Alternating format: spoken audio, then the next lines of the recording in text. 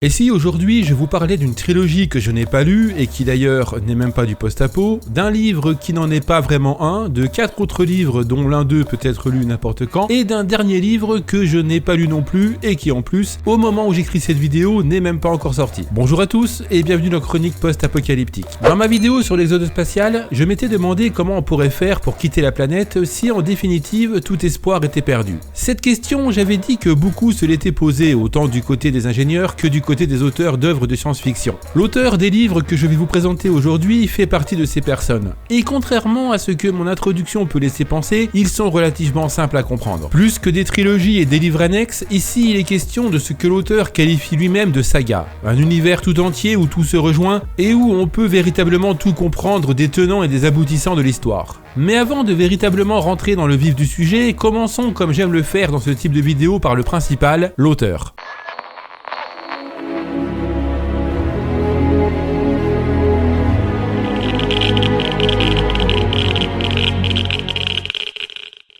Les livres dont je vais vous parler aujourd'hui sont les 3 tomes de la trilogie Corps d'État ainsi que les 3 tomes de la trilogie Après l'effondrement auxquels il faut ajouter Elon, Tigrid et le petit dernier en date Angelo, soit un total de 9 livres. Cela peut paraître beaucoup mais rassurez-vous, il n'y a là rien de bien compliqué à comprendre ou de difficile à lire. Christophe Martinoli, l'auteur de tous ces livres, est ce qu'il convient de nommer un auteur auto-édité. Et vous me connaissez, moi j'aime bien parler des petits auteurs entre guillemets. J'aime bien mettre en avant ces personnes qui produisent du contenu eux-mêmes loin des maisons d'édition traditionnelles. Je dis petit auteur, mais en définitive ce terme est plutôt réducteur. Car ici, le moins que l'on puisse dire, c'est que l'on a affaire à une personne qui sait écrire. Christophe Martinoli est scénariste, réalisateur, auteur de bande dessinée et romancier. Originaire de Nice et vivant actuellement à Paris, personne n'est parfait, il est titulaire d'un master en scénario, a étudié à l'École nationale Louis Lumière et au Conservatoire européen d'écriture audiovisuelle. En très gros et pour simplifier, des écoles de cinéma. Il a débuté avec des courts-métrages pour défendre les droits des femmes, puis d'autres qui ont été diffusés sur TV5 Monde, YouTube et TF1 en passant par la série Déjà Vu pour France 2. Il a co-signé également un autre court-métrage dont le sujet est l'indifférence, à consommer avant fin, qui a remporté plus de 15 prix internationaux. Enfin, pour finir, il a co-signé les scénarios des 3 tomes de la bande dessinée Seul survivant, un thriller qui se déroule à bord d'un avion.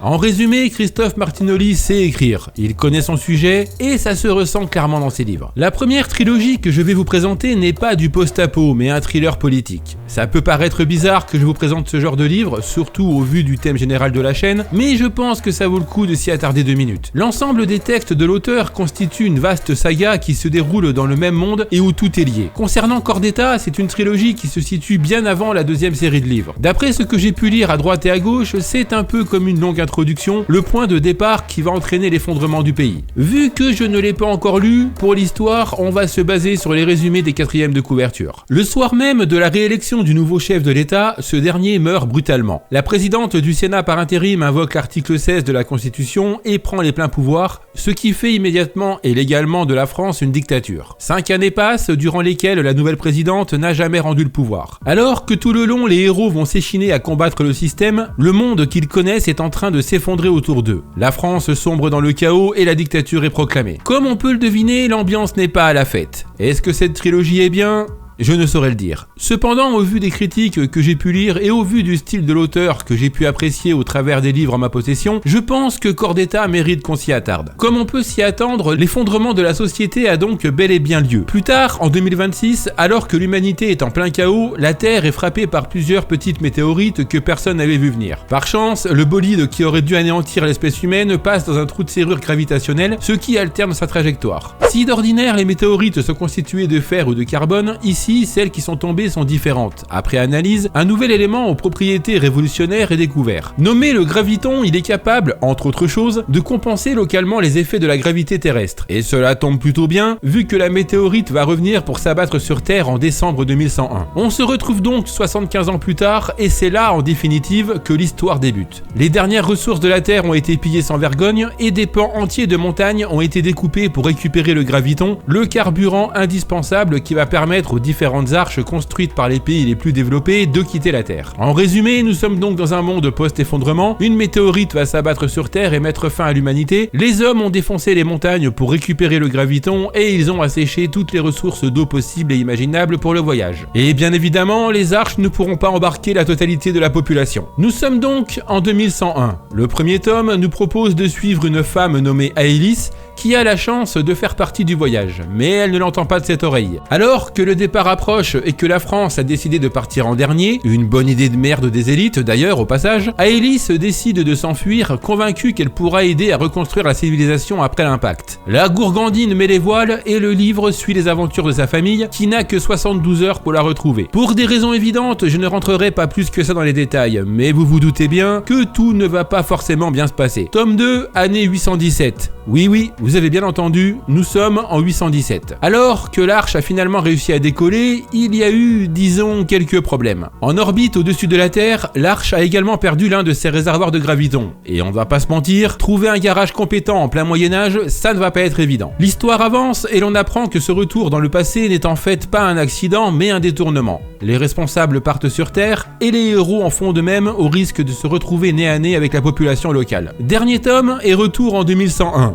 Alors oui, du coup, les héros ont forcément réussi leur mission, me direz-vous, vu que c'est écrit au dos du livre. Eh bien, oui, mais je vous laisse découvrir comment. Quoi qu'il en soit, ici, on se retrouve juste après le tome 1, au moment où la météorite s'écrase sur Terre. On y retrouve également Aélis, qui se retrouve piégée avec son pire ennemi, dans ce qui abritait avant le départ tous ceux qui avaient eu la chance de pouvoir partir. L'arche est de nouveau en orbite au-dessus de la Terre, et les héros décident de retourner sur place. Voilà, en gros, ce que je peux vous dire sur cette trilogie sans vous spoiler l'histoire. Néanmoins, ça ne s'arrête pas là. L'auteur a fait une chose que j'apprécie tout particulièrement. En plus des deux premières trilogies, il a également écrit 3 autres livres qui se concentrent sur un seul des personnages de la saga. Ils ne sont pas indispensables à la compréhension de l'histoire globale, mais personnellement, j'aime beaucoup le principe. Cela permet d'en apprendre plus sur eux et de mieux comprendre leur comportement dans le récit principal. Et si j'aime bien le principe, c'est parce que ce genre d'informations manque cruellement, mais j'y reviendrai un peu plus tard. En premier donc, nous avons Elon, le livre dont je vous disais dans mon introduction qu'il n'en était pas vraiment un. Alors, dans les faits, si, c'est un livre, mais ce dernier est tout petit puisque l'histoire tient sur une 20aine de pages pour la version papier. Pour moi, c'est plus une grosse note qu'un livre, néanmoins, je pense que ça vaut le coup d'au moins se le prendre en version numérique. Dans la même veine, mais en un peu plus conséquent cette fois-ci, on a Tigrid et Angelo. Le premier nous permet de faire connaissance avec un autre personnage, tandis que le second semble être le journal de la personne qui a créé les arches et qui a permis à l'humanité de fuir la Terre. Personnellement, c'est un livre que j'attends avec impatience au vu de ce que le personnage a laissé derrière lui et des choix qu'il a dû faire depuis l'annonce de la chute de la météorite sur la Terre. En résumé, l'auteur nous propose donc une saga relativement conséquente puisque si on veut vraiment tout comprendre, il faudra lire pas moins d'une dizaine de livres. Enfin ça, c'est pour les acharnés comme moi qui aiment bien tout connaître des mondes dans lesquels les auteurs nous invitent à nous promener. En réalité, la trilogie se suffit à elle-même. Alors au final, qu'est-ce que ça vaut cette saga ? Avant toute chose, je me dois de vous prévenir que ce n'est pas du post-apo au sens noble du terme. Entendez par là qu'ici, il ne sera pas question de survie pure et dure et qu'on ne suivra pas les aventures d'un héros qui va tout défoncer, y perdant son humanité au passage. Non, ici c'est un peu plus subtil. L'humanité a vécu une première catastrophe, à savoir l'effondrement de la société, et elle se prépare à s'en prendre une seconde de plein fouet, la météorite. Se sachant condamné, on pourrait penser que la civilisation va se sortir les doigts et prendre les bonnes décisions dans le but de sauver le maximum de personnes. Elle a 75 ans pour trouver une idée, ça va. Eh bien, non. Une fois de plus, c'est encore les élites qui vont en profiter au détriment d'une grande partie de la population qui va se retrouver sur le carreau. Classique, me direz-vous. Dans l'ensemble, j'ai plutôt bien aimé cette histoire, même si on serait plus sur de la SF classique que du post-apo de type survie. Le style, l'écriture sont particulièrement fluides et dynamiques et l'ensemble est assez réaliste. Les livres se lisent vraiment bien et assez rapidement. C'est en partie pour cette raison que je vous conseille fortement de lire l'intégralité des livres de la saga, y compris la première trilogie. Mais en vérité,